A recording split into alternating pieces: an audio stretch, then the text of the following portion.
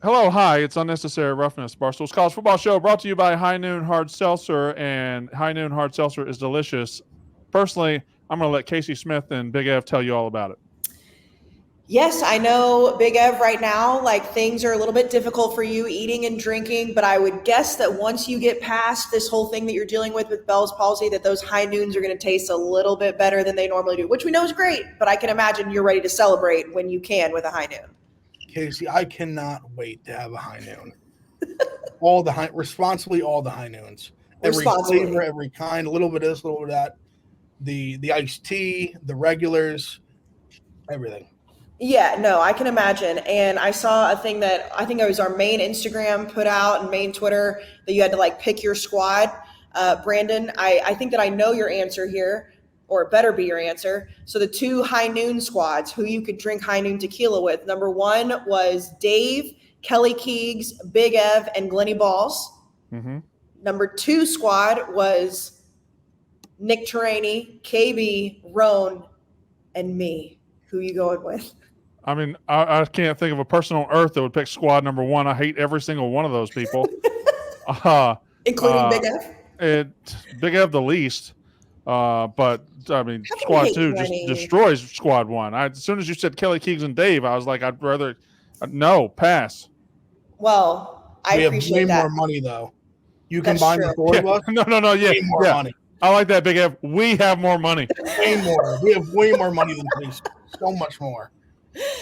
Yeah, like I feel like that there was a lot of people that were responding to it. Like, can we just pick Dave? Like, it doesn't really matter who else is anywhere else. But again, high noon, everybody knows it.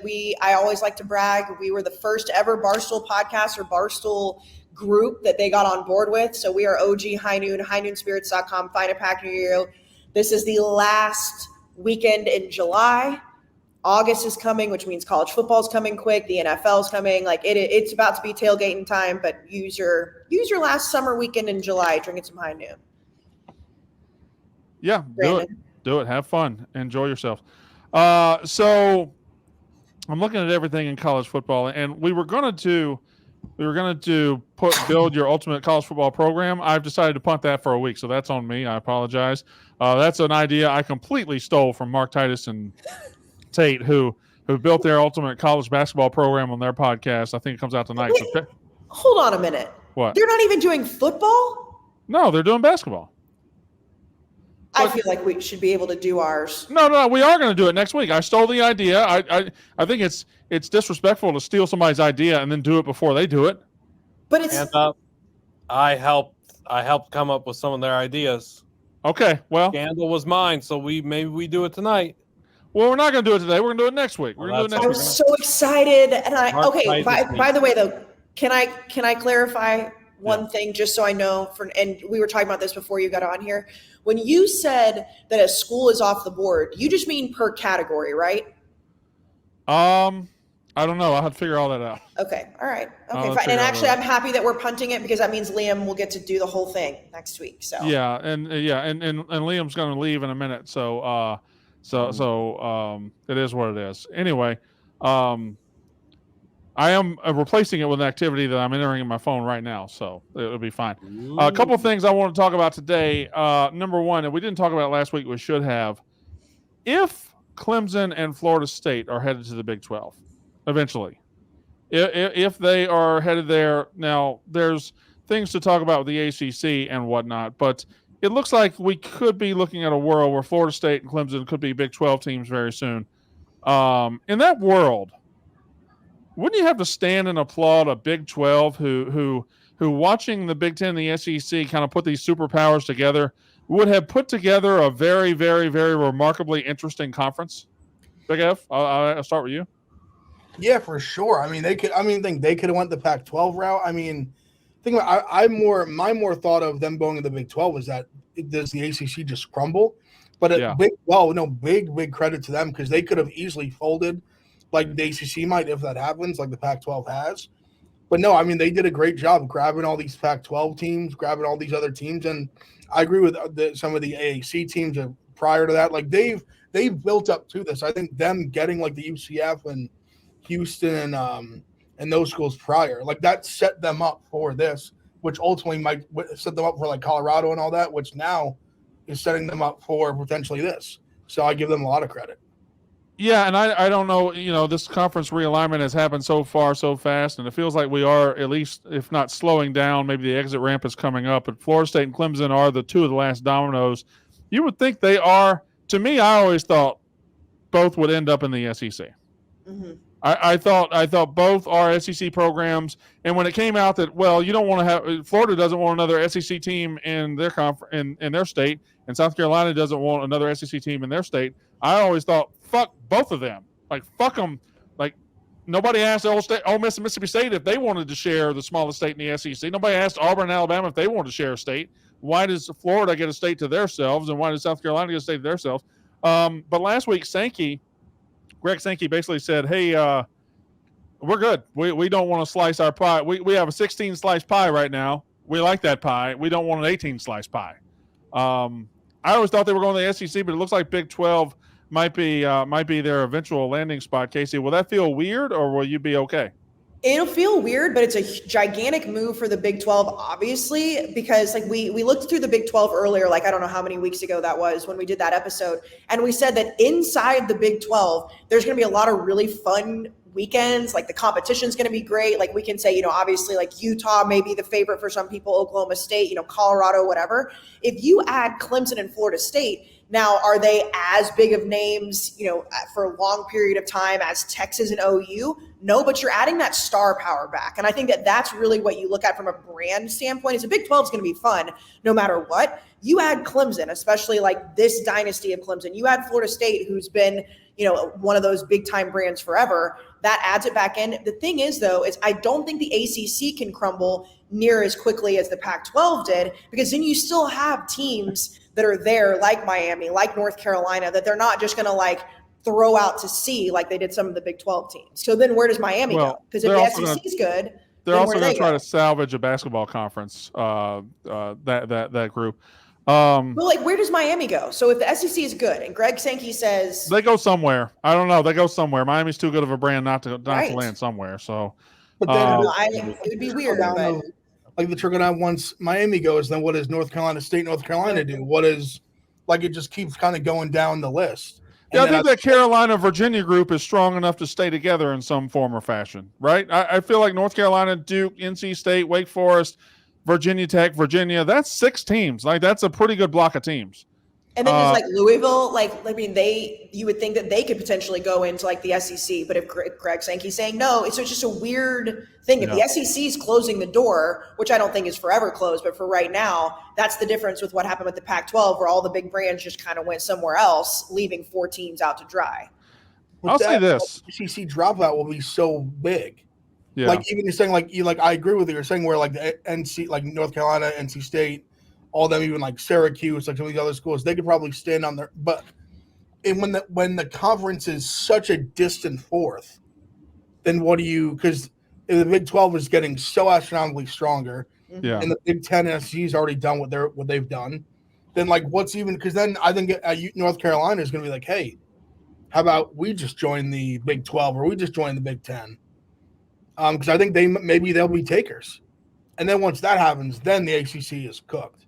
Yeah, I agree with think that there's undoubtedly takers for both Duke and North Carolina because of what they bring to the basketball side of things. That's another massive moneymaker that I think the Big Ten would be willing to, put forth a lot of money for to make sure they don't go Big 12 or SEC. Anyway, that was a fun little thing to talk about. Blutman, anything happen? One more thing on that, Brad. Oh, please. Excuse me.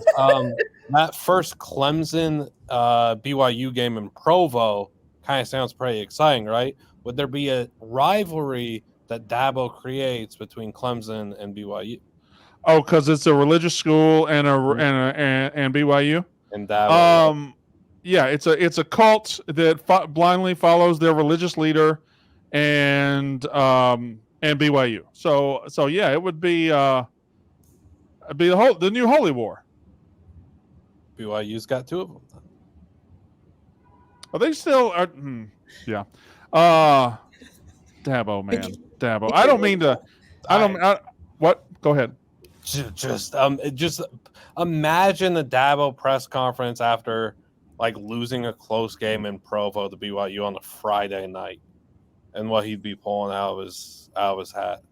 Yeah, he's like, you know what, guys? I just we kids played hard, team played hard, coaches coached hard, but tonight God just didn't want us, and BYU's over there. Yeah, he sure didn't. He sure didn't, Dabo. The good Lord was just on their side tonight. Yeah, yep.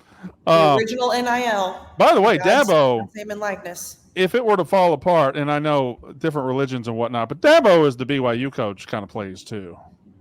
Or Dabo is Liberty's coach. Dabo is Liberty's coach next. That's probably where he's going next, right? If he fails completely at Clemson, he's just Liberty's coach for the rest of his life. Well, it depends. I think that you think he's full of shit. I don't think that he is. But I also feel like Liberty's head coach doesn't really carry the water that it should, and since they just had Hugh Freeze. So it's like, why would Dabo want to go there if it's such a tainted program? Well, first of all, there's levels to full of shit. Okay. There's Hugh Freeze full of shit, which is pray for you and hold your hand and Jesus, Jesus, Jesus. Also, there's some pussy over here if you want to come play for me. There's that. And then there's Dabo full of shit, which is we're really good at football because God shines his light on us, and that's what we're building our program through. No, you're really good at football because you know how to get guys to come play football for you. Whatever that means, that's why you're good at football. Not because God said, hey, Clemson's going to have a great middle linebacker next year. And just for clarification, you would be okay with the holding hands and praying by Hugh Freeze if he wasn't also calling prostitutes. If he wasn't also saying, hey, Jesus loves you and so does Candy. If he wasn't doing that, fair enough. If he wasn't doing that, then I would be okay. Fair enough. So, Blutman, you're leaving early, correct? Yep. So I hate to mess with the format of the show. We're going to get to. I got some top 25 stuff I want to talk about. I got some other stuff I need to talk about here. You can do the Blutman Minute right now. I could. I will. No, I just said you. I'll take advantage of this opportunity. Thank you, Brandon Walker. Hello, friends, humans of. Yep. Johnny Cornelius. He plays at Oregon, offensive lineman. He's a great player, Brandon. Don't you dare do that. He's 22 years old. He'll turn 23 in May, and he's going to be an excellent NFL draft prospect. I think that we could be looking at Johnny as a first-round pick in 2025. And let me tell you this. That wasn't a thought for any human just a few years ago when he was at Rhode Island. I am very red. This is crazy. Nonetheless, Johnny Cornelius has seamless transition from Rhode Island, the FCS level, all the way to Oregon, the Pac-12 level. He was great last year. He was dominant. And I hate how red I am. This stinks. What is the the Blutman Minute's going way over, man. Johnny Cornelius. You're saying words? No, I'm very tilted by this, Brandon. Did you just melt down? He just had a full-blown meltdown in front of our eyes. Johnny Cornelius is a great run blocker. He's got a flashy first step that helps him get a quick advantage on his matchup. A lot of force in his arms and his hands. Really fluid footwork as well. He has 5-position versatility. I think he's going to be a really good guard in the NFL, but he's an anchor at right tackle too. I think he does a really good job of getting downfield and just blocking. The footwork's great. He's a great player, great story. Never give up on your dreams, kids. And yeah, Johnny Cornelius, excellent player. Watch him a lot this year because you're going to be watching Oregon a lot. Watch for a right tackle. Great player. So, thank you, Blutman. That was a good Blutman Minute. That was very good. Kayce, time it? Huh? What'd you time it at? He didn't. 53 seconds. I forgot to time it. You're too red. I didn't know how long Red Blutman wanted to go. Yeah, no, if you're watching this on YouTube, you can see that he looks like a tomato. No offense. Yeah. Flying tomato. Got less red. To a whole new level. Yeah. Kayce, let's tell him about a friend of ours, and then we'll I'll get y'all to the topic. Well, what I was going to say is that, Blutman may look red, but his hair always looks phenomenal, Brandon. We know this. Blutman has a nice head of hair, and thank God for Nutrafol. We love Nutrafol. I have my hair down today, which is very rare because I am like living for how long and thick my hair has gotten. I've been using Nutrafol since I went through postpartum, but obviously it's not just postpartum. It's anybody who wants to just get healthier, shinier, just the best kind of hair possible, thanks to Nutrafol. It is the #1 dermatologist recommended hair growth supplement brand. And it's not just for your hair, it's for your whole body. So it's not just something that you're taking that's going to say, oh, well, we're going to help your hair. No, it's going to help your entire body. And Brandon, I know I've said this to you plenty of times. I cannot believe that you had a buzz cut when you were in Mississippi. I can't believe it because that head of hair that you've got is luscious and it's healthy. And then you've added on to it with Nutrafol. Yeah, no, I look fantastic. I look probably as good as any man has ever looked. And Nutrafol being a wonderful partner of the show. Look at me. I mean, look at the flow. Look at the glowing. I mean, I'm a beautiful man, Kayce, and thank you for pointing it out. Of course, you're really doing yourself a disservice before you move to Manhattan. You don't have to keep pointing that out. Well, you point it out every show. Well, the reason I point it out is because I don't understand when men, and I'm sure Ev will agree with me, when men have heads of hair like you and they purposely try to make it short and like they don't have hair, it's probably pretty frustrating. Yeah. I mean, Big Ev's again.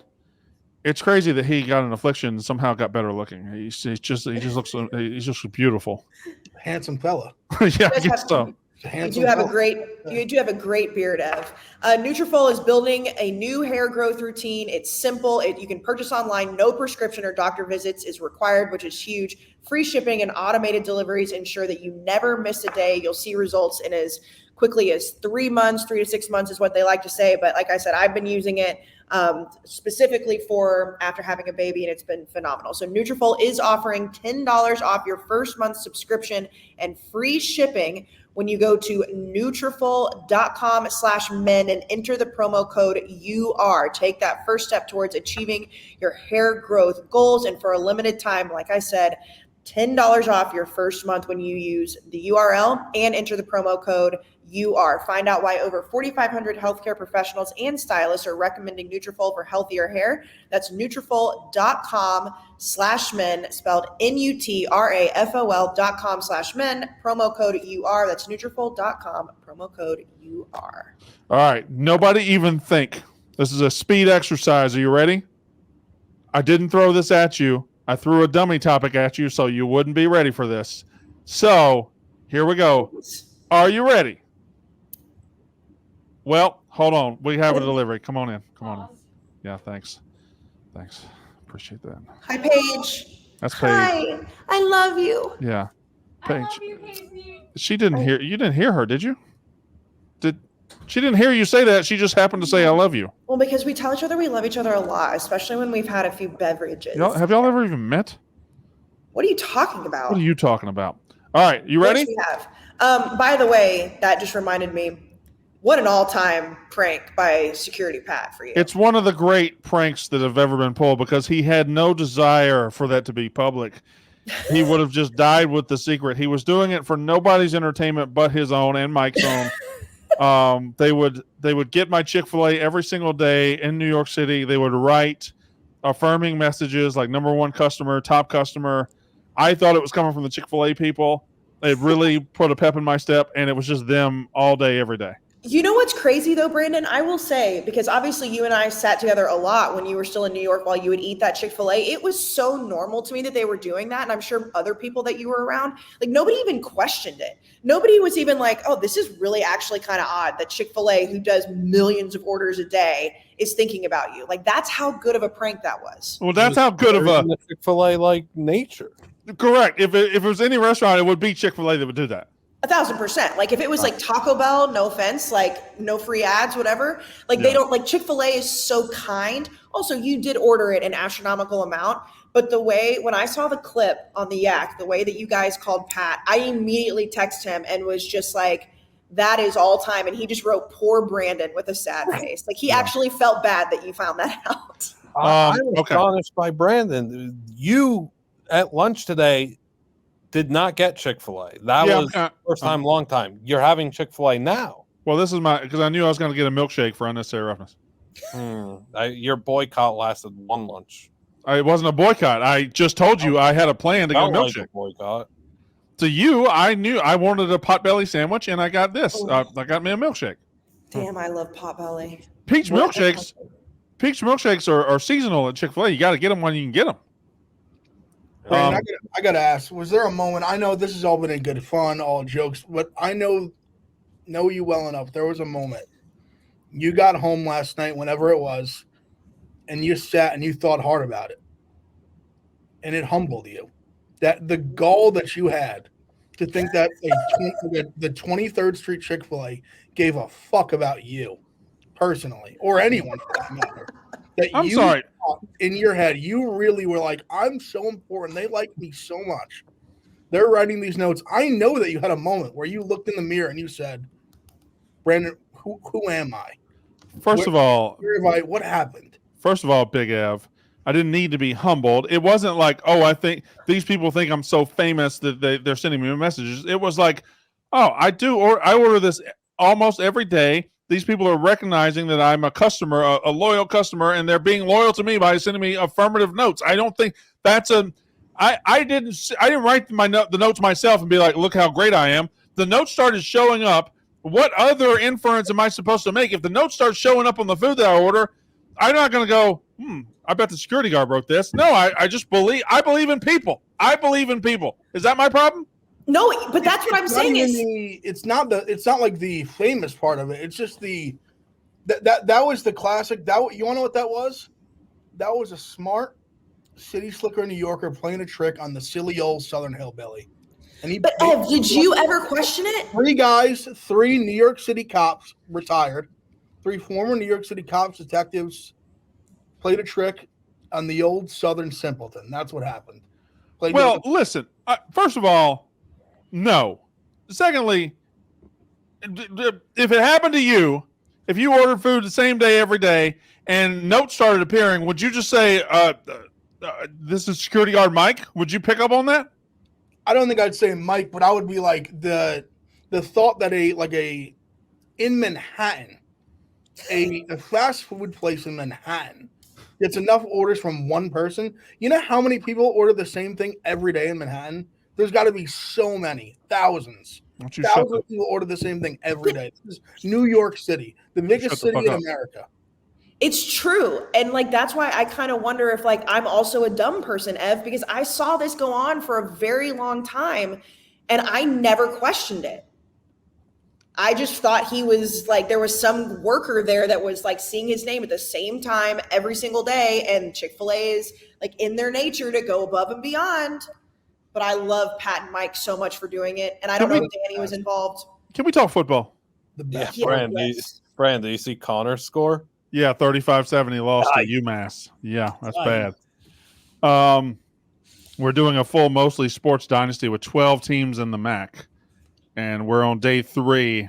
And we just took Connor Griffin just lost to UMass 35-7. That's a bad loss. That's bad. Bad for our conference. Not laughing about. That's bad. That's Connor bad for the conference. L's. He's been taking some L's. Huh? Only one team in the conference has had a really impressive win. Miami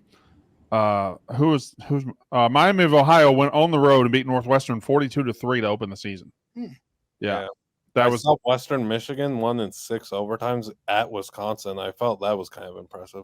Yeah, well, they ran the same play a lot. All right, here we go. You ready? Speed round. We start with Big Ev. We go Big Ev, Kayce, Blutman. Big Ev, Kayce, Blutman. Everybody ready? And Brandon. Ready. No, this is all you. I'll weigh in at the end. All right. First team you think. The first team that comes to your mind when I say these categories. Are you ready? First team you think. Badass linebackers. Penn State. Miami. Yeah, I thought of Alabama. I'm gonna be honest. Do you not have the ability to go fast? Correct. Okay, all right. Correct. I don't know why I thought of Alabama either. Because you know what? There are these schools that this is why we're doing this discussion. Penn State has a reputation for linebackers all the time. But in the last 10, 15, 20 years, I guess forever, teams like Alabama, Ohio State, Georgia have been so good at every single position, they don't have ownership of a single position anymore. Penn State It's not like Penn State's been throwing NFL receivers at us at an alarming clip like Ohio State has. It's not like they've been throwing, these NFL quarterbacks at us at an alarming clip like other teams have. But they still maintain the reputation of linebacker, even though when's the last really badass Penn State linebacker? I guess Micah Parsons, but he was more of an end in college, right?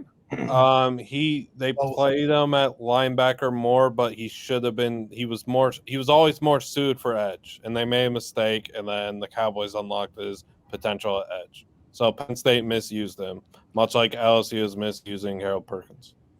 First team you think about, Big Ev. Thursday night games. Syracuse. Houston. UCF. I don't know why I said them. I'm so bad at this. That wasn't the answer. Do you get the category? The answer is either. I don't know why they popped in my head. The answer was. But that's Memphis. the point. But Liam, that's the point. It's like when you're in a therapist office and they say first thing that comes to your mind, it's not thinking about it. I would go NC State or Louisville there. The answer is Memphis. Memphis? You're jumping a category, I think. So many Thursdays.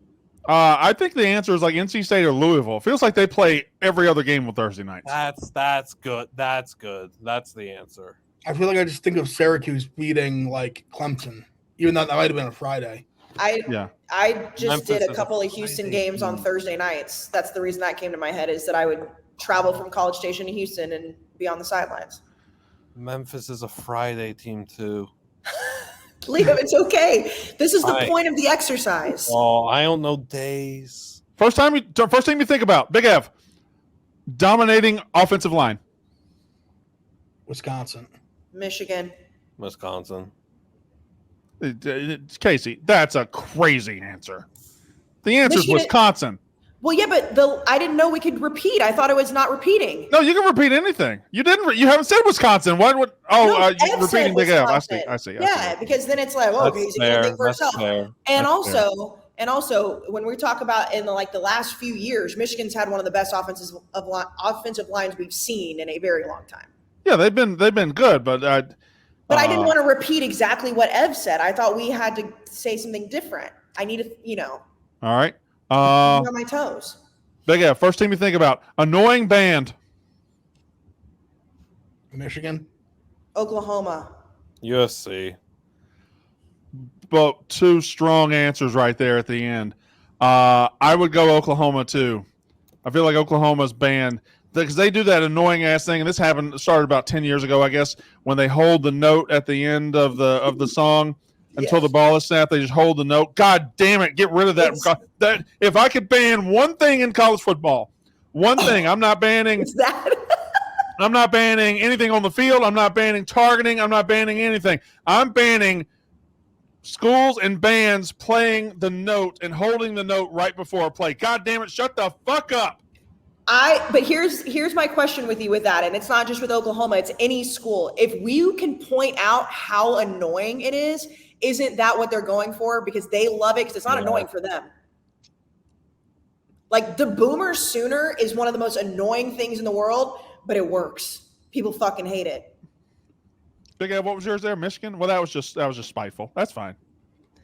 Well, I guess mine was also spiteful, but SC's band playing the same exact song after every single play, it's been annoying.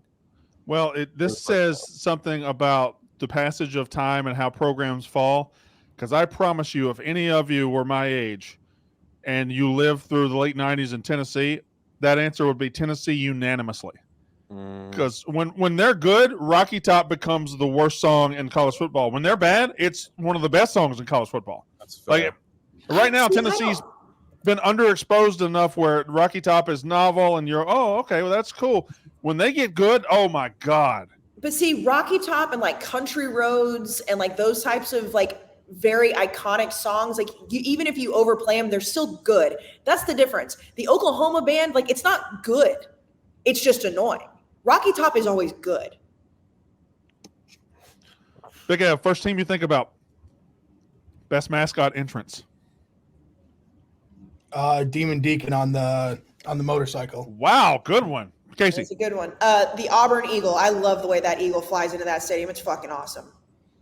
Yeah, it was just Oregon. It was just the duck coming in on the motorcycle, or some of the other things they'll do, like for a Star Wars day. Remember against Colorado when the duck came in dressed like Primetime and then his head came off? That was funny.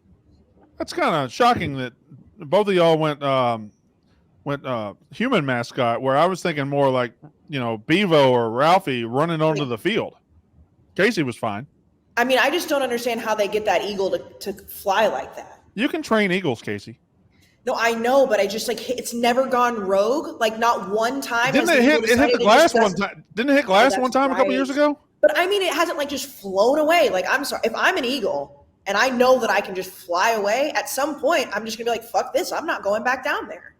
What if the eagle is flying and it's a young eagle and they just started training, but it's flying and it is like goes out over the stadium and it looks down and says, oh fuck, that team's the Tigers. I'm not supposed to be here. I'm in the wrong spot. And it just flies off because it realizes Auburn only should have one mascot. And a lot of what they say is like they have to like dope these animals, like the hog. What's the hog's name at Arkansas? I'm losing whatever his name is. They have to. I don't know the hog's name at Arkansas. He has a name, but like they say that they have to kind of like sedate him. I said dope him. That wasn't very nice. Like drug him a little bit. Oh, like you can't. Tucks. Yes. Yeah. You can't. You can't like drug an eagle. I don't think. Like I don't think that you can like sedate an eagle because Kayce, like then they. I don't know why I know this, but you can drug anything. Well, that you shouldn't have said that out loud. Okay. Can I say something? I want to go back to the days thing. I feel so much better. UCF plays like, that's why I thought of it, opening Thursday every single year. Okay. That's why I thought of it. 2, Memphis being a Friday team had 5 Friday games scheduled in 2017. 2 of them were canceled. You know what, Blutman? You just ruined the best Friday game. You ruined the Friday game. That wasn't a thing. There's no way. I'm taking a picture right now. I just took that picture without typing. I took that picture. No, I'm sending it to Unnecessary Roughness. You see, I'm not typing. I just took the picture. All right, there, picture. And you tell me if Friday is on that list. You tell me if Friday night's on that list. It is. Well, piece of shit. Stop's crazy little bro. You also don't look at that list. I forgot. Y'all aren't supposed to look at the list. I actually thought about that. Like I just glanced at it and I kind of did like the side eye whenever you don't want to read a text that you sent the night before. That's what I just did. Okay, Brand, I'm sorry. I ruined everything. That's okay. You ruin everything. It's fine. I get used to it. Can we still do it? Because I have mine. What was yours? Friday night games? It's going to be Air Force, but really Mountain West. Any Mountain West, but Air Force is the first team. Kayce, Friday night. I don't know why I want to say this, but I feel like Syracuse plays a lot on Friday nights. Am I wrong? Probably. Yeah. You're probably right. You know what? This is what you feel, not what you can prove. I don't feel like there's a ton of ACC. Well, I guess there is usually a solid ACC game on Friday nights at some point in the season. All right. Here's where the topics get. Here's where the topics get good. Are y'all ready? Oh yeah. Name the first team you think of when I say this. Beth Mowens. Wisconsin. Oh, sorry. I think it was in North Carolina. I don't even know why. Wisconsin. I think of Maryland. Really? I think of Northwestern. Oh, yeah, that's the best one. That's the best answer. I think of Northwestern. I was just thinking Big Noon, Fox. All right. Whatever. First team you think of? Gus Johnson. Ohio State.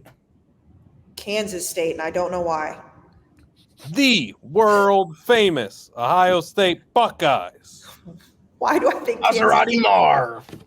I'm thinking basketball. I just think basketball. I think that I just mixed up basketball and football there. I need as much of the Gus Johnson impression from Blutman as I can get. That was good?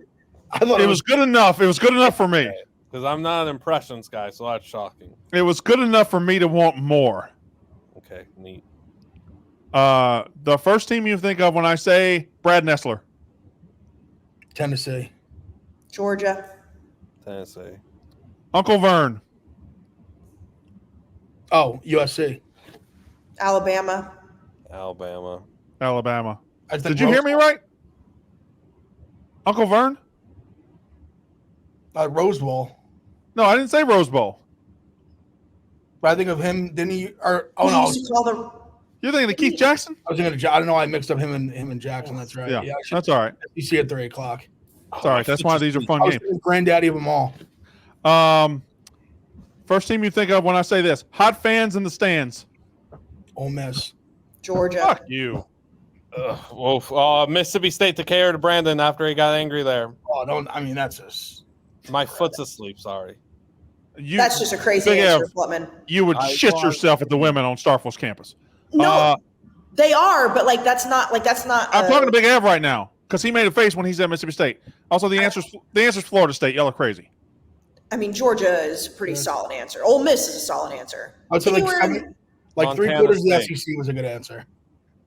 I'd say 4/4 of the SEC is probably a good answer.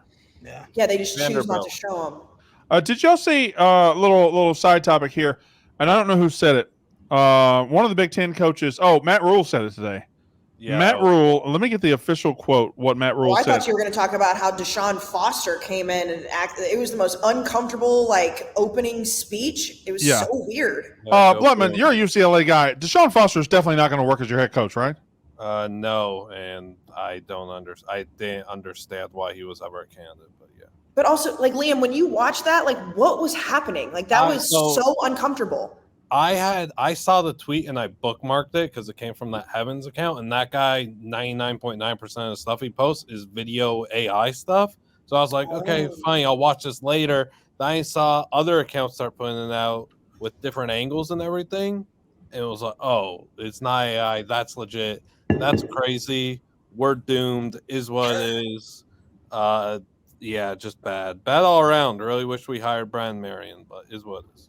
Here is Matt Rule's quote from Big Ten Media Days. We'll get back to my exercise in a minute. Here's Matt Rule's quote from Big Ten Media Days about the Big Ten. I think 4 teams from this league should get into the playoff every year because this is the best league. This is the NFL of college football in my mind. Well, Big F, thoughts to that total horseshit? Nailed it. Nailed what? Please. Great quote. I mean, floor easy. I mean, this year. I don't dispute Big Ten should be in the conversation to get 4. I don't dispute that. The best conference probably should get 4, and there will be some years that the Big Ten probably is the best conference. But to say the Big Ten is the NFL of college football is the dumbest horseshit I've ever heard. I can't think of a reason why, Brandon. Because the SEC wins 90% of the national titles and has had the most NFL draft picks for every year for the last 25 years. Don't make me have to say the Big Ten won the championship. Don't make me say that. I don't want to say it. Don't make. I just said the SEC wins 90% of national titles. Yes, the Big Ten won the last one, but if you had to put your money on the next 5 years of a conference to win more national titles, Big Ten or SEC, you putting $500 on the Big Ten? Sure. Well, he has to. He's a Big Ten guy. But let's take the national titles out of it because, I argued that the Big Ten was the best conference last year because they had 2 of the top teams. And when you talk about just strictly drafting NFL players and how many players are drafted from programs at a higher level, it's 1,000% the SEC. That's not debatable. That's just numbers. But with Saban gone, I think it changes everything. Unless the war can keep it going. I don't hate that take, but Kirby Smart's still there, and Kalen DeBoer isn't chopped liver. For SEC, it's 2 guys. I know LSU obviously had the Burrow one in between, but it's really 2 teams that have really just really won until a couple years ago has carried that whole thing. Okay. Florida. So how many teams have carried the Big Ten? Because Penn State hadn't done shit for the Big Ten. Good point, Brandon. We just got better. Michigan and Ohio State have carried the Big Ten. Period. That's 2 teams. Sure. And Ev, I think Oregon, I think now that with Saban leaving, Oregon coming in. That's fine. We got Texas. What about Texas and Oklahoma? But we're going to see what they are after this year. They're nothing. But Texas and Oklahoma both put out a pretty good amount of NFL talent too. And Ev, this is coming from somebody who argued with I think Brandon and Jack, like over and over and over about how the Big Ten has been a better conference at the top because of Ohio State and Michigan for the last few years. There's more NFL talent usually in the SEC draft. I mean, last few years is crazy, Kayce. I mean, last year, I guess last year's fine. I'll give you last year. No, last few years. Do you not remember when Georgia and Alabama played for a national title? Yeah, but wasn't that in like 3 years ago? That was Baker. 2020. Was that 2020? No, it was 2021. 2020 was Ohio State, Alabama. 2021 was okay. So the last 2 years then, because Ohio State and Michigan were both in the playoff 2 years ago. Yeah, and yeah, all right. Like, I'm not talking about as a whole. I'm talking about like when you look at the powerhouses. If you've got 2 teams in a 4-team playoff, which the SEC has done, obviously, but the last couple of years, the Big Ten has had that, and the SEC is much more the NFL of college football than the Big Ten. I don't mind Rule saying and putting on for his conference, and I don't mind him saying that they should get 4 teams. But saying they're the NFL of college football is just flat out a lie. He also said we stretch from coast to coast in different time zones, as if that means anything when Boston College and Cal are also in the same conference.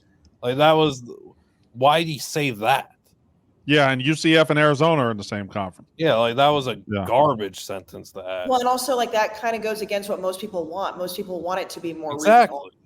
So I think Big Ten is the strongest on both sides, where like you can rep USC and Oregon all the way to Penn State.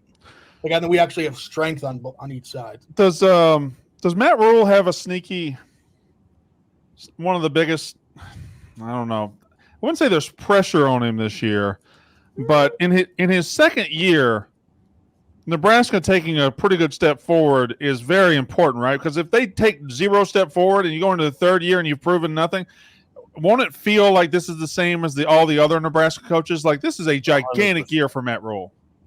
Completely agree. And the hype that they have, I mean, God bless, Will Compton and Bussin' with the Boys, but like the fact that I'm not worried about them hype. They don't know a goddamn thing. He said Nebraska was going to beat Michigan last year. I'm just saying that like the way that like he and Taylor legitimately had the argument, what game is bigger, Nebraska and Colorado or Michigan and Texas? Like, and I think that he probably believes that that's a real argument. That tells you the expectations that fan base has for Matt Rule. It's the dumbest thing I've ever heard. Michigan, Texas is by far a bigger game. But I do think Nebraska fans are just being like, just give us a second and we're going to be back to that national relevance again. Raiola might have played so good in the spring game, it got sped up a year. Yeah. Because I think they have expectations. And I want to say, just as a college football guy, Big Ten regardless, I think I'm in on Raiola. I'm on board. It's going to be very good. I'm on board with the idea of forget development. In this particular case, forget development. Forget anybody that might have been in the program beforehand. When this season starts, hand him the ball, and he's your quarterback until he leaves Nebraska. Yeah. Mm-hmm. Don't fuck. Don't say we're going to let this guy start because he's veteran experience. None of that. Like this year is about the future. It's about your quarterback. Give him the ball now and just figure it out. Well, especially after all that drama with him too, like with like the flipping and like Kirk Herbstreit, like quote tampering, which was dumb as fuck. Like people thinking that he did that, whatever. But, like, there's just been so much around it. It's like, just if this is truly the answer, let it happen. If he's like very, very good, like the truth is we all expect, whatever, and everyone's been talking about, but Matt Rule leads Nebraska, let's say 6-6 this year, and then another 6-6 year in year 3, and you have Dylan still there for his third year, so going into his junior year, are you making a coaching switch, or are you letting Rule ride out and then seeing what happens? 6-6 and 6-6. I like 5, 7, 6, 6. I mean, that's a hot ass seat. If they don't make a switch, it's a hot ass seat, and maybe you're able to say, it just depends on how Raiola plays. Like if Raiola is like really good going into his junior year, I think you ride it out. But I think we all isn't there also like an element where they could probably talk to Dylan too and be like if we fire Coach Rule, are you leaving? Like that, because they have that option now. It's like, well, if you fire the coach that the kid wants to play for and won't play for anybody else, then like you're keeping a guy there. All right. You want to tell us about another partner? Well, you know what, Brandon? I think that you might be more well-versed to talk about this, but I'll set you up because I am getting closer and closer to maybe having to make the move out of Get in the car? You get in the car? Well, like my toddler is toddlering, okay? Yeah. And being in the city is great, but this man needs a lot of space, and we have a lot of space, but I think that I might need to get out of the city, which means I'm going to have to get a car, Brandon. And I was kind of perusing cars.com the other day because I'm not really ready to go like full-blown suburban mom because I'm just not a suburban mom. Yeah. Not the car. I mean, like being in these suburbs. We got it. Just making sure. And I was just kind of taking a gander and I was like, Brandon always says cars are a part of personality. Cars.com can help me figure out my personality. Well, let's see, Kayce. You might be someone who, with the one child right now, maybe you go with a small SUV. Maybe you stay in the car realm. Maybe you get a nice car, nice dependable car. Maybe you get a big SUV. Maybe you're a minivan, Kayce. I don't know. Whatever you are, you can just brainstorm that. You go to cars.com and every thought that can come to your head is going to be manifested in front of you, and you're going to have the widest selection of cars at your disposal. Yeah, no, cars.com is great. And as I've said, every time we talk about cars.com, like I know a lot of people like to go and like look in the lot. I'm not somebody that wants to do that. I want to sit at home and be able to pick my exact car. And I will say this, parents that are listening, however many there are, Brandon, I know this is going to resonate with you. Packing a car with a child, no matter how old that child is, it's the worst. Like I have learned that over the summer because we've been traveling a little bit more. Cars.com is going to help me figure out exactly what car is going to make my stress less. We love cars.com. So do you. It's the best. Cars.com is the number one place to find your next vehicle. Cars.com. All right. Just took a big peach. Got a big peach. Nothing like a good peach. Mm-hmm. Mm-hmm. Big peaches, you know. Do y'all want to finish the other activity and I'll get to our last activity? I have time for one activity. like one more of the speedrunning things or whatever you want to do, and then I gotta go. First team you think. Obnoxious fans. There you go. Kayce. Oklahoma. Michigan. I think Tennessee. All of those were right answers. All of those were right answers. It's also like a personal answer too. So South Carolina's up there. I wish I said Notre Dame. You know what? I think that there's more annoying fan bases and insufferable fan bases than there's not. One more, Liam. One more. Okay. This will be our last one. First team you think about. Cult. Oh, A&M. A&M. Yeah, A&M. Unanimous. It's Texas A&M. That's crazy. That's wild. I love being a Colt. Do you? Second place was Georgia Southern. Georgia Southern has a cult? You'd be surprised. Leave. Get out. He's hovering. Bye, Liam. The way he's hovering over the camera is. He always disturbing. He talks like he always has a secret that you don't know. You'd be surprised. And then he's hovering. Look how what are you he's doing hovering right now. I'm trying to. It says uploads in progress. I don't know what to do. Well, don't delete that, right, Ev? Isn't that like important? Yeah, I think we do need that. Yeah, but it's not. You can't do anything with it till the end, right? Just leave your. Is that your? Dang it, Blutman. Well, don't blame me. Can you kick me out from the thingy? Can you kick him out from the thingy? All right, he's out. Whatever. We'll figure that out later. So we're going into, as I'm getting my mind ready for college football. Somebody asked me the other day, Brandon, is this the most anticipated season of college football ever? My immediate response was, no, not really. It doesn't really stand out to me going in as anything special. Then I got to thinking about it. You're going to see Oregon and Ohio State as conference rivals. You're going to see Texas and Alabama. You're going to see Oklahoma. You're going to see Georgia. You're going to see all these things we've never seen before. You're going to see in November, we're not going to be worried about, oh, my God, who's the committee going to put at number 5? Who are they going to put at 6? We're going to have 12 teams that are going to get in the playoff spot, which means we're probably going to have 18 to 20 fighting for those 12 spots instead of 6 or 7 fighting for 4 spots. We're going to have that many. The more I think about it, the more I think, yeah, maybe this will be one of the most exciting seasons we've ever seen, because we really don't know what October, November is going to feel like. Mm-hmm. We can come up with what we think in our minds, but there are games right now on this schedule in November that are gigantic and are going to be huge and will be the game of the week, and we have no fucking idea. No, that's what I was going to say, that I when you said you don't think so, like I was like, I highly disagree, just because even just from a standpoint of like, and I know we joke about, we're going to say it however many times throughout the years, like, or throughout the season, figuring out which teams are in which conference, like the amount of people that are going to have to like, triple check, like Oregon and Ohio State is an in-conference game. Like that's crazy to me. But the 12-team playoff is a much bigger deal. Like I understand when we went from the BCS to the 14 playoff, obviously a very highly anticipated change. The fact now that we double that with conference realignment, you have the NIL, like we just don't know how this season's going to unfold. And the whole crowd that thinks, like, I don't know if there were very many people, if any, that thought the BCS was better than the playoff system. Like, I think everybody was pretty much on board that we needed a playoff system. I think it's probably pretty still split down the middle of people who think 12 teams is too many and people who are on board with 12 teams.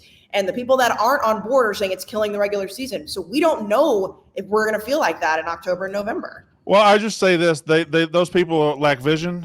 They lack courage. They're stupid. I think they're very stupid when they say, "Oh, it's gonna hurt the regular season." No, you colossal idiot! It is going to make so many more regular seasons matter. It is gone are the days where only Michigan, Ohio State matters on that last weekend of the year. Gone are the days where you can keep up with college football by watching 6 teams.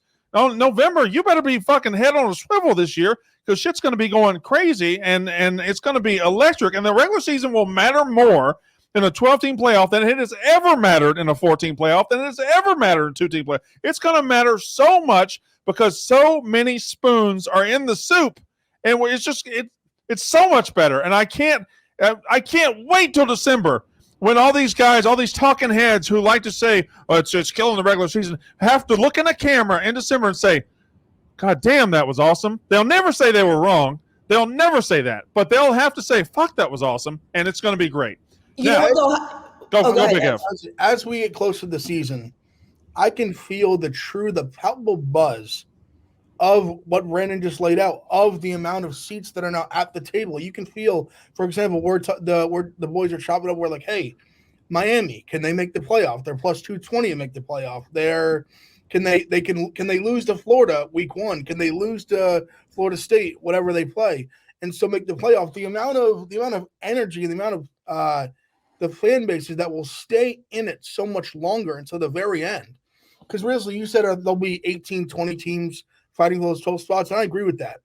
But I'll tell you what, there'll be about 40 to 50 that convince themselves they can be, and that's what it is. That's what makes the regular season better. And there's about 40, 50 teams right now that are sitting here saying, hey, maybe why not us? Why can't we do it? That's why it's better.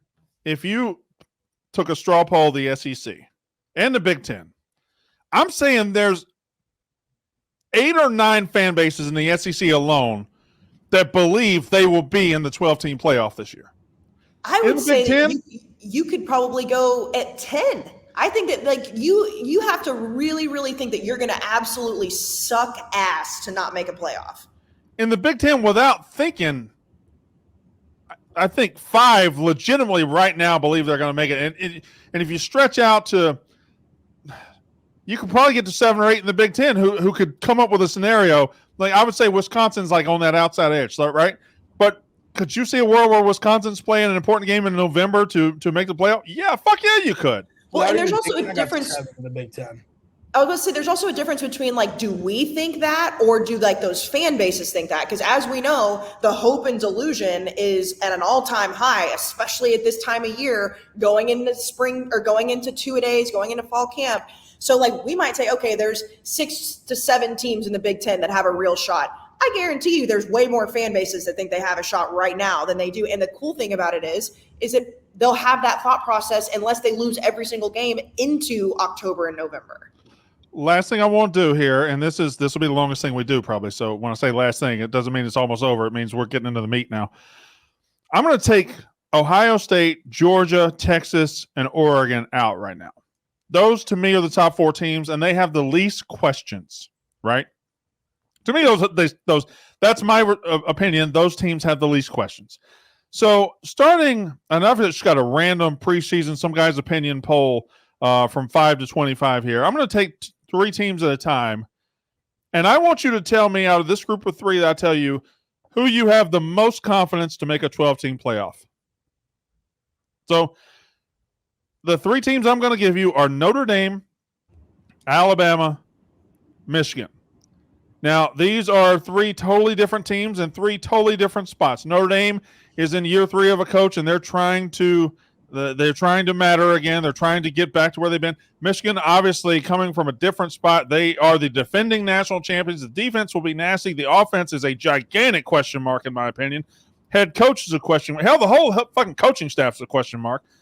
Alabama, obviously, has got the dudes, but the greatest coach in the history of college football is not there anymore. That changes you as a team. Notre Dame, Michigan, Alabama. Now, all 3 might make it. But if you had to put your check mark on one, which one are you doing? Notre Dame, but I think Bama's the better team.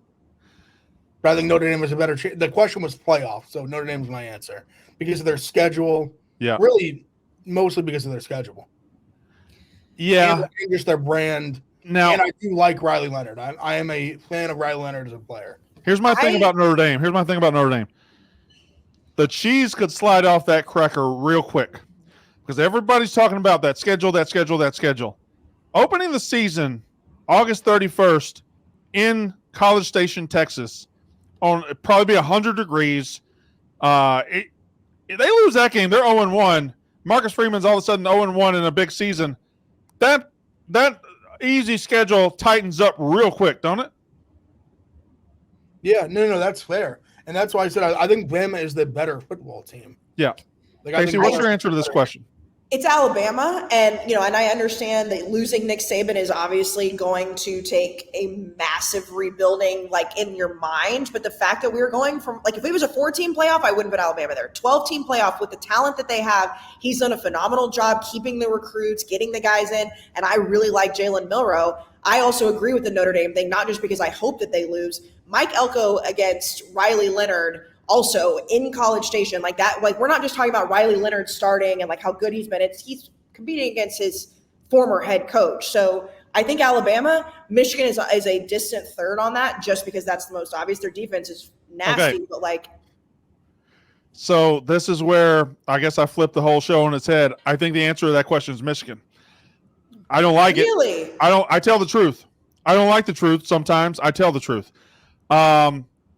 Their schedule isn't the most difficult thing in the world. Obviously, they got a road trip to Ohio State. They're going to lose it. You're talking about a team that's going to start number 5. They could probably lose 3 games and get to the playoff. Now, they don't play Penn State this year. They play Oregon at home. They play Texas at home. They play Ohio State on the road. If they go 9-3 and they have lost to Oregon, to Texas, and to Ohio State, pretty good resume. The losses are understandable at that point. And offensively, I don't know. I don't think Orgy's the long-term answer. I know Donovan Edwards is great, but if your best player, offensive player, is a running back, that doesn't mean too much to me. But that defense is going to be 7 shades of hell. I mean, that defense is going to be nasty. They might have 2 of the top 10 players in the country on that defense. Will Johnson and then the defensive tackle Mason Graham. Thank you very much. That's 2 of the best players in the country. And I want this team to go 6-6. I want them to fail. But if you actually look at that defense and you look at the schedule, and they have 3 understandable losses, I think that's a path to a playoff. Well, that's also where the rewiring is going to have to come in, right? Like I said, with conference realignment, we're going to have to do it. But talking about a 3-team playoff or 3-loss playoff team is quite literally impossible in our brains up until this year. But you're 1,000% right. If those are their losses and those 3 teams are going to be as good as we think they are, then they have to be in. Who else would you send from the Big Ten if those are those 3 losses? Out of these 3, Big Ev, one more thing. I was going to say with Notre Dame, 10-2 gets them in. You think That was basically what I was going to ask. Do you think 10-2 gets Notre Dame in the playoff? I'd be shocked if 10-2 didn't get Notre Dame into the playoff. Now, that was my thought process. If you gave that same schedule to Iowa State, would 10-2 get them in the playoff? No. Probably not. But yeah, I think 10-2 gets them to the playoff. It also depends on who they lose to. People talk about that schedule, right? Like A&M, USC, Florida State. Like that's not the worst schedule in the world. Well, that's why I think if they win one of those games, they'd probably get in. If those games, like if they win 2 of those games and then like lose one and then have like a random loss, yes, but it really depends. Like if Notre Dame goes and drops a game against like Marshall, like they would never lose to Marshall. Kayce, be serious. These 3 teams. I'm just going on the next 3 on this particular top 25. Ole Miss, Missouri, Florida State. You had to bet one of these teams to make the college football playoff. Again, they might all make it. But if you had to stamp your money on somebody, now this is an interesting 3 to me. I think Ole Miss has the best team out of this group. I'm just going to say it. I think their team is the best. The only thing, and I hope a rational Ole Miss fan watching me sees my unbiased take here. In the state of Mississippi, when one of our teams is expected to be top 5 or top 10, it rarely works out. Now, maybe this is the first time. Maybe this happens. But it rarely works out. It's usually when we're picked like 24th to 25th or 30th that we jump up and have a great year. Now, no team in this state has really had a coach in a roster as good as Lane Kiffin and Ole Miss have this year. So we'll see. Answer might be Florida State, though. The answer is Florida State for me. And I agree with you. I think Ole Miss has a better team. I think that Ole Miss is going to be more talented. But the ACC, and we've said this for a long time, and now it opens it up more. The ACC is a weaker conference as a whole than the SEC. And I understand schedules are going to change. But Florida State could win that conference. And even if they don't, then a 1-2 loss Florida State in the ACC immediately gets them into the playoff because there's just not that many good teams in the ACC. Big Ev, anything on that? I think the 3 teams were Missouri, Ole Miss, and Florida State. I'll tell you what, I tried there for a second and really wanted to make an argument for Mizzou. Yeah. I still think they could make the playoff, but Florida State's the right answer because if they're in the top 2 in the ACC, they're going to get in. Yeah. Yeah, they got. And I just really think they will be one of the best 2 teams. It's going to be them and Clemson. So I think Florida State is the answer. So my next 3, the Utah Utes, the Penn State Nittany Lions, and the LSU Tigers. I have my answer unless Ev wants to go first. I have my answer as well. Have I gone first yet? No, go for it. Hey, in rodeo, when a horse bucks you off, you have a choice. You have a choice. What you can do is you can pick up your hat, put it on your head, and you can walk out the rodeo arena, and nobody's going to judge you. Or you take off that hat, you dust it off, you put it on your head, and you climb your ass right back up on that horse. And you ride that son of a bitch because you're a horse rider. God damn it. Well, Nittany Lion fans, I'm riding that horse. Shut the fuck up. No, you're not. Yes, I am riding that. You tell me. First of all, the 12-team playoff was built for Penn State. That's true. It was built for them. Over the last it's true. Whatever years, I think since the playoff started, they would have made it 6 times. If you took the top 12, they would have made it 6 times. They live between 5 and 12. Yep. And they have not been good enough to beat Ohio State and Michigan. Guess what they don't got to do this year to make the playoff? Ohio State or Michigan? Beat Ohio State and Michigan. They only play Michigan.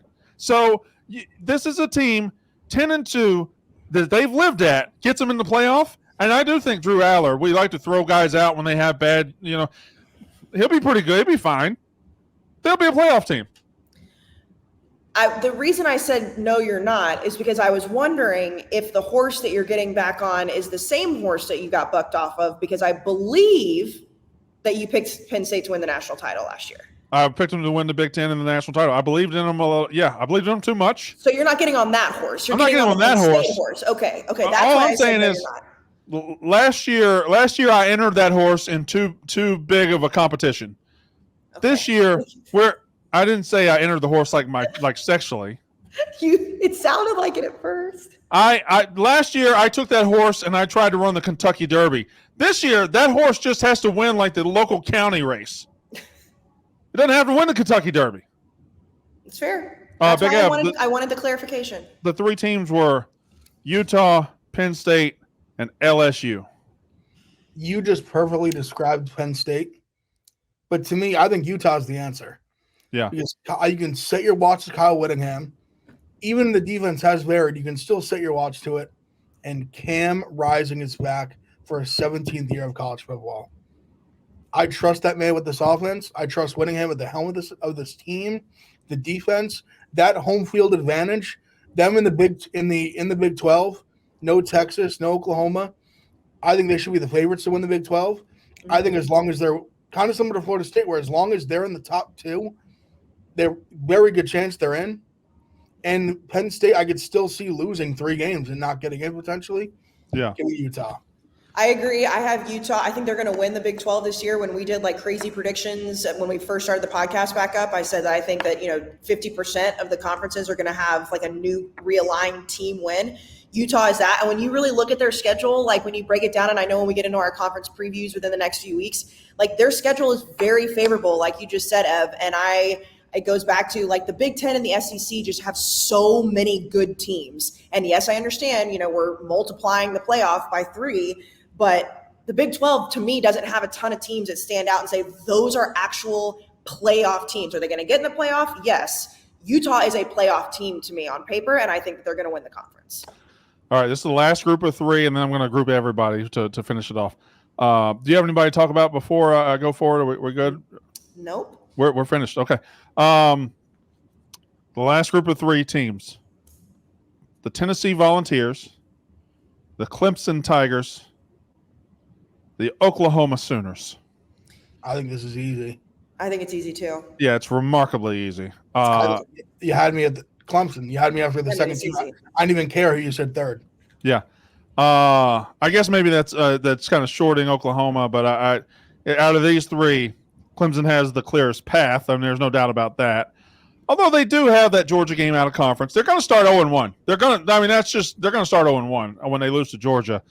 Then I think they go 11-1. I think they make the playoff, and I also think they can win the playoff. I think that's how good I think Clemson's going to be. But you guys can describe what you think about Clemson. It goes back to exactly what we were talking about with Florida State. I mean, it's the strength of the conference, and even if they lose an out-of-conference game to Georgia, who most people, right now would say is a top 2 team in the country, if not the best team in the country. Like, I don't think that's like even in the 4-team playoff, we looked at like a non-conference, like week 1 loss to a team like that and didn't put that into consideration near as much. Now with 12 teams, it's easily Clemson, and it's whatever shit you want to talk about with Dabo, like. They've had 1 season since 2011 where they didn't win 10 games. Winning 10 games at Clemson's getting you into a 12-team playoff. Yeah. Do you have anything to add to that? Just like it's super well coached. Should be able to run the ball quite a bit. Yeah. Front 4 is loaded. Nasty. Absolutely loaded. Nasty. Yeah, I mean, if Klubnik if he can improve just a little bit, a little bit, this team will be just fine. Well, we used to allow quarterbacks to improve. We used to allow quarterbacks to mature. Now, if they don't, we want to throw them out and just go to the transfer portal and get the next guy. Credit to Dabo, he didn't do that. Well, and that was the whole thing with running DJ out. It was like, well, we've got Cade, like, look at this kid. And then he went out in the Orange Bowl and had like an unbelievable game. He's still like, isn't he 19 or is he 20 now? Like, he's a baby. Yeah. This will be year 3, right? Year 3 he's there? All right. I'm just going to group I think there's 8 of them. So you pick out the team. When I say these teams, you pick out the team that you would stamp as your pick to go to the playoff out of this group. Kansas State, Oklahoma State, Arizona, Virginia Tech, Kansas, the Iowa Hawkeyes, the Miami Hurricanes, the USC Trojans. I have my answer. Kayce, lead us off. I think that Oklahoma State is that answer. And I know that I talked about Utah and how I think they're going to win the Big 12. But if I had to pick a team that's right there in that conversation, I think it's Oklahoma State. now that Oklahoma's gone and Texas, but mostly like Mike Gundy, who's been there for fucking ever, and they always have the hype. It feels like every year it's like they stumble against a team, either A, they shouldn't, or against somebody like Oklahoma. Oklahoma State, I think, is going to be at the top of the conversation in the Big 12. And again, it goes back to the strength of conference. And I think the Big 12, it's going to be fun inside, but when you put them out there in the real world, let's see what happens. And I think Oklahoma State can stand up to inside that conference and get a spot. Big F. God, I'll tell you what, Kayce, I agree with you. I'm going to go Oklahoma State as well. I really wanted to say Kansas and bet on Jalen Daniels' health and Leipold and just how much I believe in just him as a coach and just what he's built. But Oklahoma, it was one of those when I looked at the Big 12, I was like, who's of these teams who really could beat Utah? Yeah. And I think they're stylistically, that'll be a big problem for them. I think the fact that with Oklahoma State, I like Bowman. He's literally, I believe, legitimately seventh year. He's been there forever. Ollie Gordon's unbelievable. They're going to pound the rock. They're going to play some defense. Oklahoma State's the answer. I wanted to go a different way. Oklahoma State, I think, is the right answer. Brandon, can I make a guess of what I think you're going to do? Yeah. Are you going to do Miami? No, I'm not ready to do that. I thought you were. I think you could do that. I actually believe in as well, but I like. The two I wrote down was Oklahoma State and Miami. Well, Big F, who's the other team you think I'm going to go with? Kansas State. It's Kansas State, yeah. I can't listen. There's a certain point when you're talking about 12 teams. I think coaching may become more important in this new era than maybe ever before, because there's certain guys that are going to show up prepared and ready every single week. And if you put me in a world where if my coach can get me to 9 wins, we got a great chance to make the playoffs. Chris Kleiman feels like he was born to win 9 games in the Big 12. Now, Lance Leipold was saying, Lance Leipold, it's crazy that out of all the 2-team states, Kansas might have the best 2 coaches, and I'm sure there's others. Don't get me started on that. That's not. But you tell me how many states have better 2 coaches than Kansas? Because Chris Kleiman at Kansas State and Lance Leipold at Kansas are ridiculous. Kansas State plays a consistent, tough brand of football, and in a new league where you got teams coming in, I can't sit here and say that I think Arizona plays consistently tough football. I can't sit here and say UCF and Houston and all that. But if you give me, and that's what Utah does. Utah does the same thing, consistently tough. If you give me that in a new league, and I got to get to 9 wins, and I got good talent like Kansas State does, I think I'm picking that all day long. I'm trying to think of the state argument that you just made, because it is like there's just no way that we're talking Kansas and Kansas State. But if you're talking about proven at their schools, you name a state with 2 better coaches than Kansas right now. I mean, I guess you could make the argument for Texas. I want to say Sarkisian, Elko. Well, yeah, but Elko was at Duke, so like that would be where it's like, okay, well, we don't know what he's going to be like at A&M. Like maybe the state of Florida, but like that's. Yeah, but then it would. You're having to do 4 or 5 team states. I mean, I'm sure Oklahoma fans would say, Gundy and Venables. Venables hadn't proven a goddamn thing yet. Mm-hmm. Michigan's got Jonathan Smith, and then Jerome Moore. There's nothing proven there. How about I get a sleeper for you? How about Iowa? Campbell and Ferentz. Yeah, I mean that's. But be honest, Big F. If I say I got 2 coaches available, I got 4 coaches available, you can have them in groups of 2. You taking Kleiman, Leipold, or you taking Ferentz, Campbell? No, for sure, Kleiman and Leipold, 100%. Yeah, 100%. Alabama's got DeBoer and Freeze, and I just don't respect Freeze at all as a man or a coach. Thinking of Georgia, South Carolina's got Dabo and Beamer. Yeah, and Beamer. I mean, I'll tell you what, Georgia's not horrible either. So with Kirby Smart and Key. Yeah. All right. Yeah, I guess Key. But I do see more out of Georgia Tech like going forward if they can get to that next level. They were a team I looked at for Win Total Wednesday. They got a tough schedule. But I do think that with Georgia Tech, like you wouldn't put him in the conversation if he wasn't paired with like the best coach in the country either. So it's like averaging it out. But like, because Kansas State, Brandon, didn't you like get into it with Kansas State fans last year? Because you talked about how much you liked Lance Leipold, and it was like they thought you were going against Chris Kleiman. You're like, I think they're both really good coaches. Yeah, I had Leipold in my top 10 coaches in the country before anybody else, by the way. Before anybody else, I had Leipold as top 10 coach in the country. I had Kleiman like 11 or 12, and Kansas State fans just couldn't stomach it. They just broke them down. But college football fans are just the most sensitive bitches in the world, as am I. We all are. I will say, if Kansas can make it back, and they haven't been nationally relevant since 2007. I mean, like as far as like competition wise, if they could make in the 12-team playoff, you know how much fun that would be. That'd be awesome. Great. That's why we have a 12-team playoff. If Daniels could stay healthy, they really have a shot. The only problem is he never does. I know. He played 3 games last year. It was a back. Backs don't really just magically get better. And how quickly, like, I mean, when you talk about like losing to Kansas, like how many years ago was it? 4 seasons ago, whenever Texas lost to Kansas, and it was like 2, this right? massive joke. It was 3? What is it, 2? Yeah, 2 or 3. Yeah.